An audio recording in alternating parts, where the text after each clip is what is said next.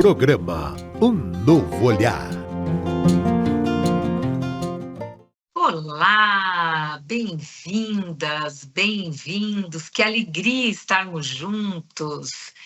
Hoje o tema de Um Novo Olhar é da maior importância. Como dizer não é colocar limites sem sentir culpa. Você já parou para pensar sobre isso?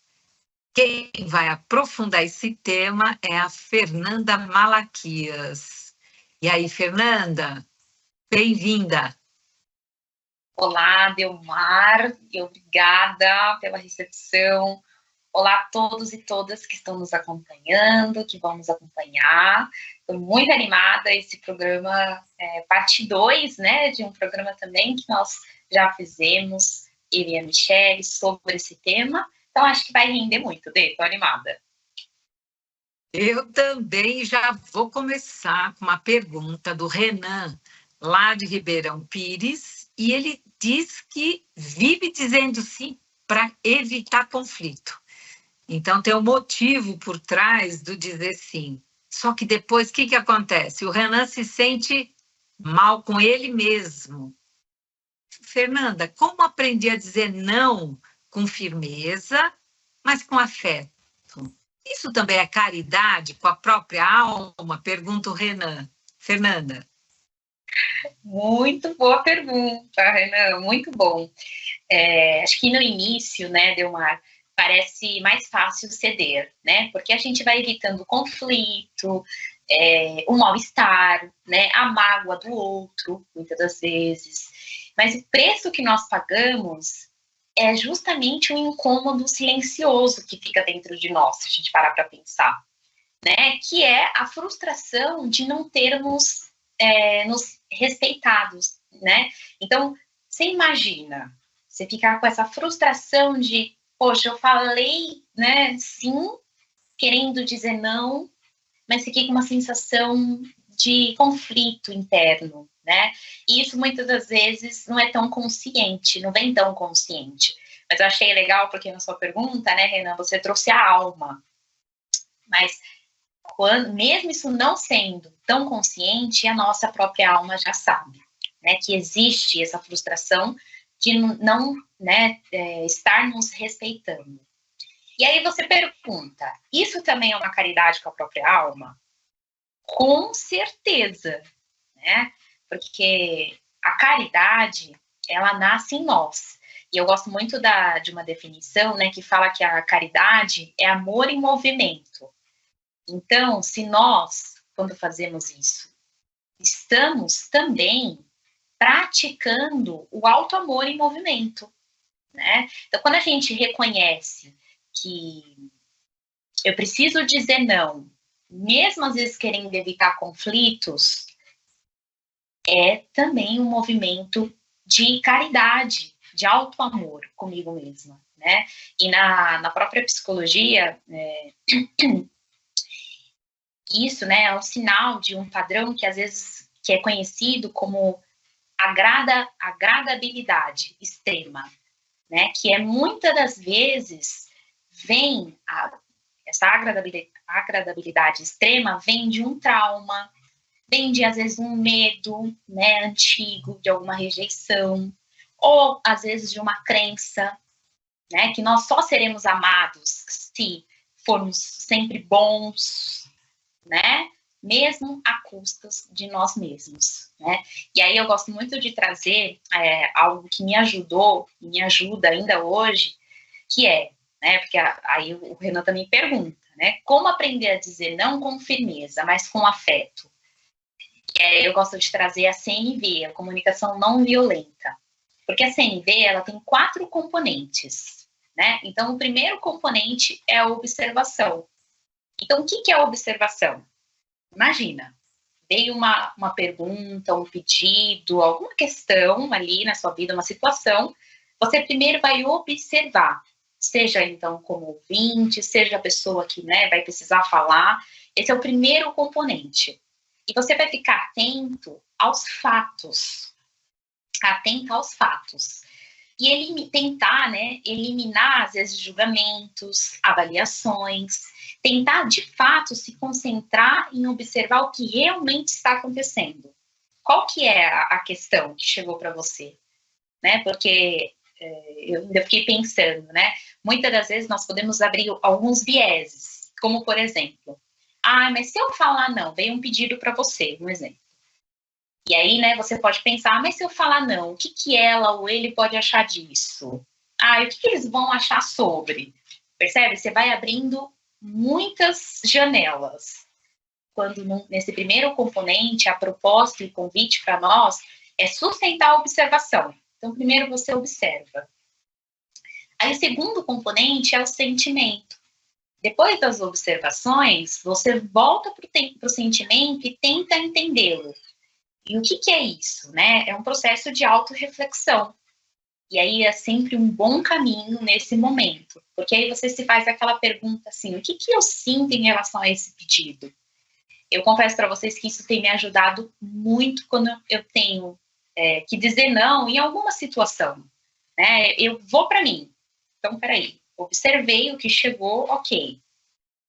Qual que é o meu sentimento? O que eu estou sentindo em relação a esse pedido quando chegou? Né? Isso tem me ajudado muito, porque isso vai de verdade fazendo você entender o que está impulsionando por dentro, sabe? O que você sente quando vem esse pedido? E aí, dando mais um passo, que é o terceiro componente, que é a necessidade. Então, todos os nossos sentimentos expressam as necessidades que nós temos. Como, por exemplo, a necessidade de se sentir respeitado, aceito, acolhido, né? Pertencente. Então, por isso, a partir da análise dos sentimentos que foram despertados em nós, a gente consegue identificar a necessidade que está por trás dele, né? E aí sim vai entendendo as motivações. E isso é importante, né? Então, um exemplo, alguém me chama para ir numa festa.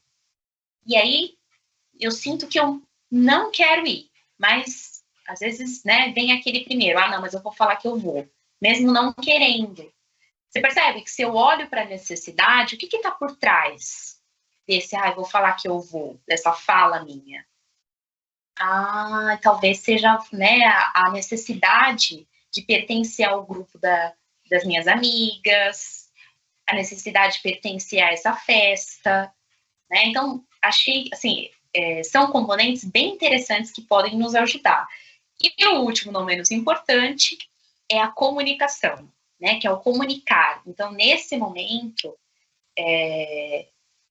você consegue trazer a sua comunicação, né? Trazer o que de verdade você considera, considerando também os argumentos, a opinião da outra pessoa, mostrando que a conversa, um diálogo, ela é uma via de mão dupla. E que você também está acessível para entender a perspectiva, a ideia do outro, né? Mas é possível você trazer a sua opinião com firmeza, sem ser violento. Então, acho que isso é uma das coisas, assim, que me ajudou muito. Você trazer em primeira pessoa, consciente do sentimento, da necessidade, e abrir para um diálogo, né? Isso foram coisas que eu tenho vivido e tem me ajudado a falar não quando é preciso. Viu, Mar? Muito bom, Fernanda. Muito, muito, muito bom.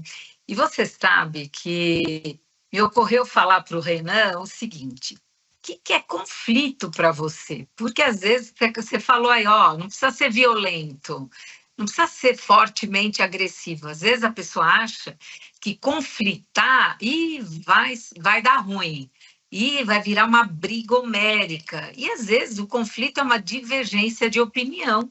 E aí, que tal você exercitar essa divergência de uma maneira afetiva, como você mesmo fala? Seguimos aqui, Fernanda, com a Júlia de Belo Horizonte. O que ela diz? Que ela tem se silenciado, fechado a boca, para manter a paz. Mas sabe o que ela está sentindo? Que no tempo ela está se anulando. E a pergunta é, o que o Espiritismo diz sobre manter a paz sem perder a própria verdade interior?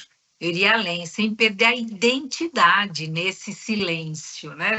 Falamos em alma, não precisa silenciar a alma, né? Fernanda.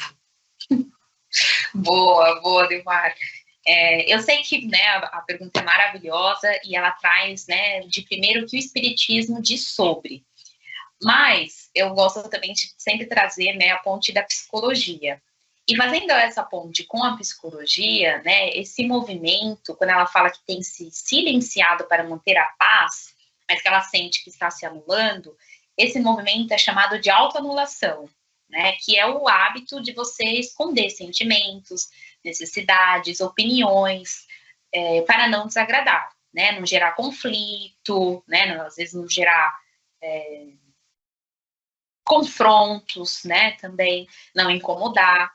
Mas ao longo prazo, esse silêncio ele pode implodir, né, em forma de ansiedade, uma certa tristeza, né, um desânimo também.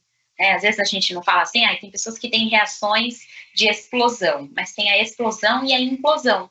Então tem pessoas que vão para fora, né, acaba xingando, esbravejando, e tem outras pessoas que vão para dentro, então implode, né?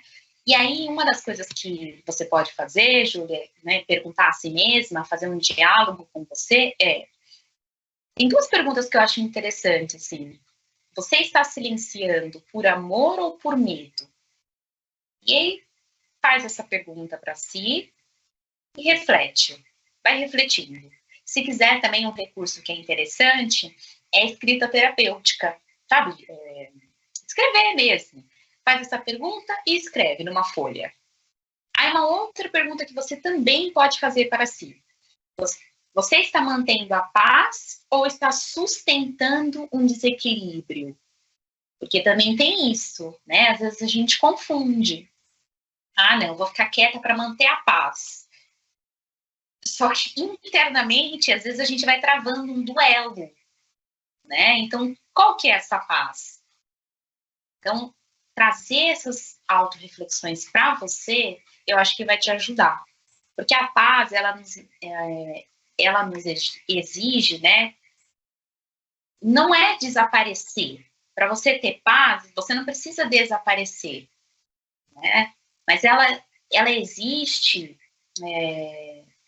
de um lugar mesmo interno, né? Uma escolha nasce dentro da gente, assim, do nosso coração. Ela se posiciona com gentileza, ela respeita, né, os nossos limites, o limite do outro. Então é uma paz interna. E isso cabe também até para o silêncio, quando a gente fala do silêncio.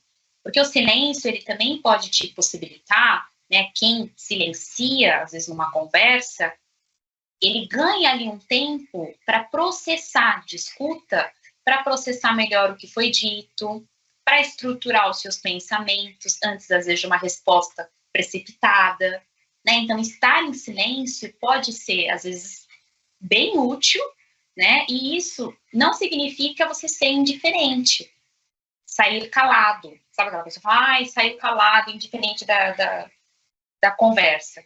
Não, mas significa que você está refletindo por alguns segundos, né? E isso é necessário, se faz necessário, para você até ir, às vezes, mais preparado para a resposta, para a ação, né? Para o movimento. Então, acho que aqui tem um ponto de autorreflexão mesmo, de autoanálise, viu, Júlia? E aí, trazendo o espiritismo, como você colocou, né? Acho que o espiritismo, por sua vez, ele nos lembra que o bem, ele não precisa gritar, né? Mas ele também não precisa fugir, ele não deve fugir, né? Então, acho que isso significa para nós que manter a nossa própria verdade interior, como ela trouxe, com humildade, com verdade, é parte do nosso processo que a gente ouve bastante, né, dentro do meio espírita, que é a reforma íntima, né? E aí tem um trecho do Livro dos Espíritos, né, que o Kardec fala que o silêncio é útil, pois no silêncio pões em prática o recolhimento. Teu espírito se torna mais livre e podes entrar em comunicação com o outro, com outros espíritos, né? Com os espíritos. Mas o voto de silêncio é uma tolice. Então, olha que interessante essa resposta, né? Como a gente utiliza a sabedoria mesmo, né? Desse silêncio, desse silenciar, mas com a consciência que isso não está machucando, né? Diminuindo uma voz sua, né? Um sentimento seu, uma necessidade sua. Com essa consciência que você não está se autoanulando, né? Acho que isso é importante. Elmar. Quando você falou, Fernanda, sabe o que eu lembrei? De quando uma vez eu ouvi que para chegar na paz tem 2 passos antes. Primeiro é o sossego, depois é a calma. Aí se chega na paz. Sabe quando nós vamos para a escola? Primeiro nós aprendemos os números, depois aprendemos a somar, subtrair, multiplicar e, por último, dividir. E aqui, quando a Júlia pergunta do silêncio, aí eu fico pensando, será que ela está sossegada? Porque se ela estiver sossegada em silêncio, você está calma, porque se você estiver calma em silêncio, aí chegar nessa paz, essa paz aí que a Fernanda acabou lendo, né?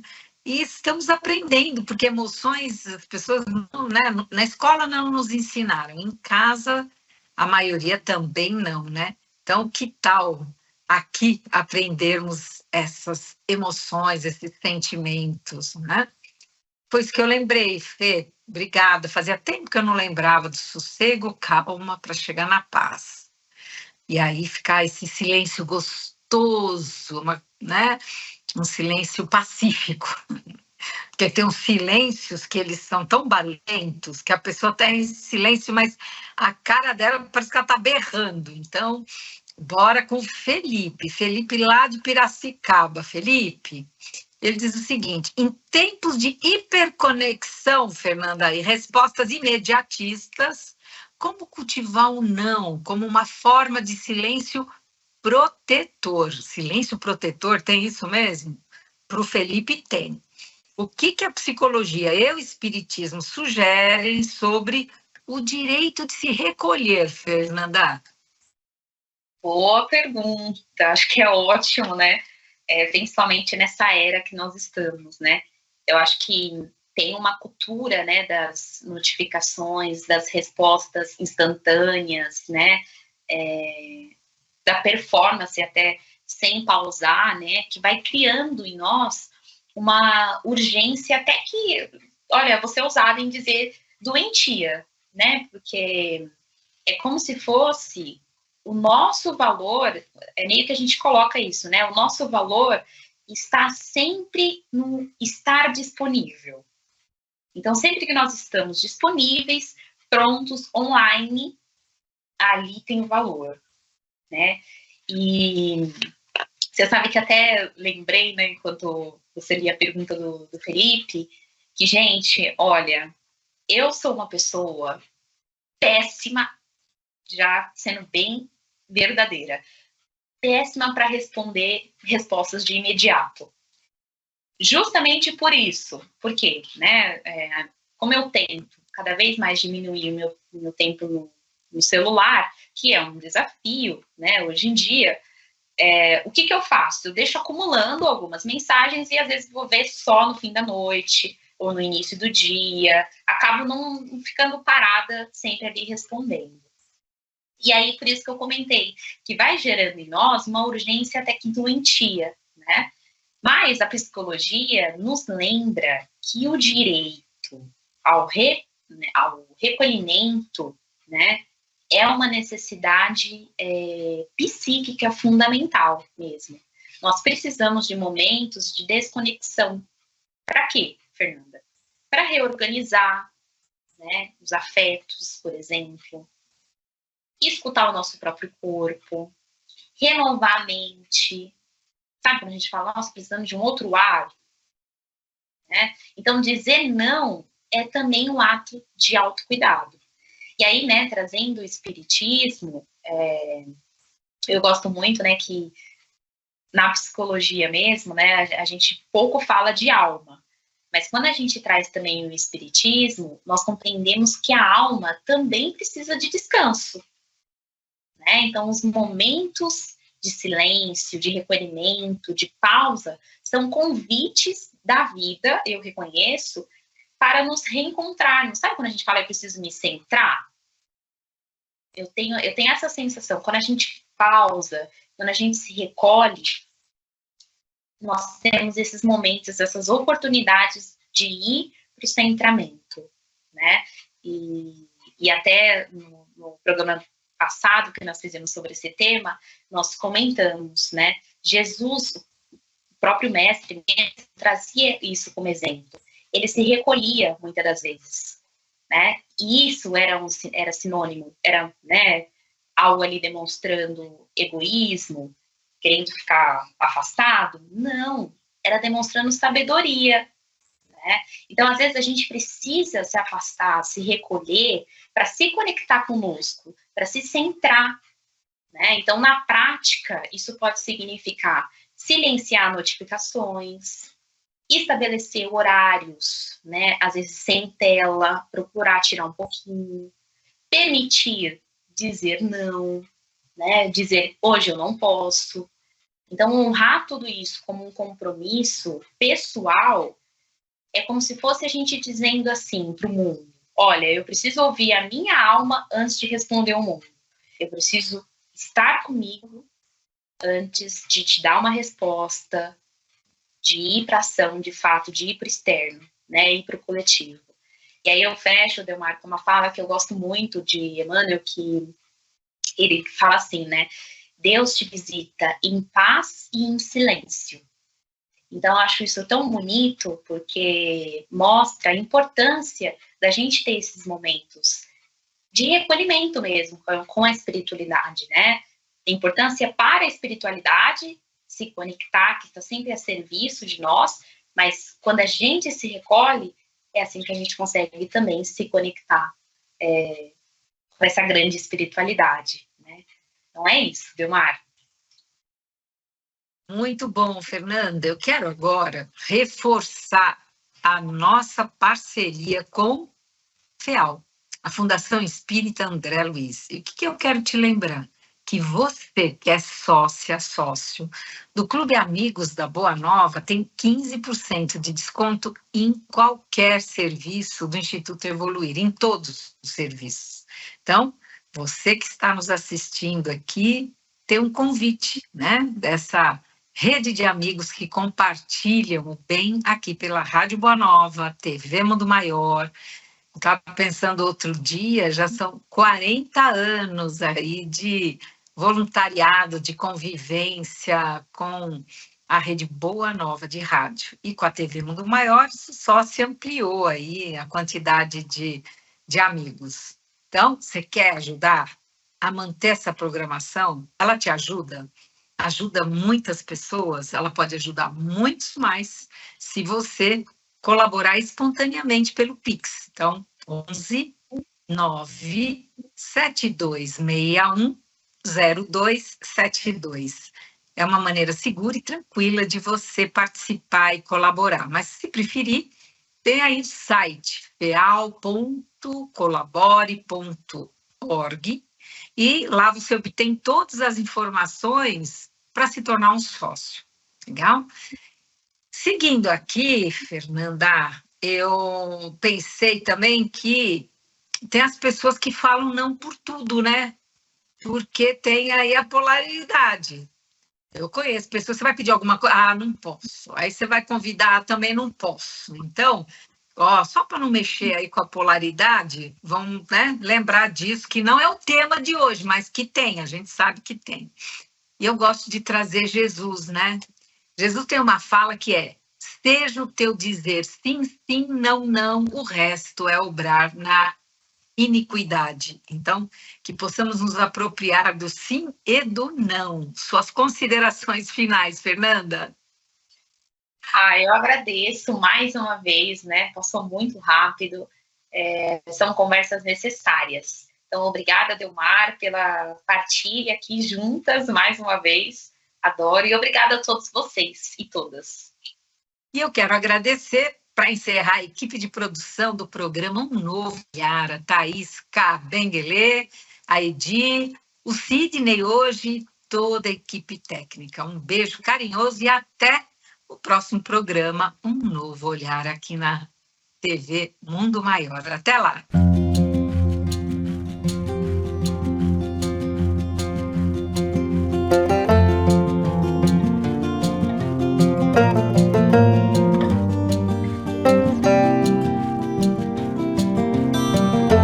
Você acompanhou Um Novo Olhar.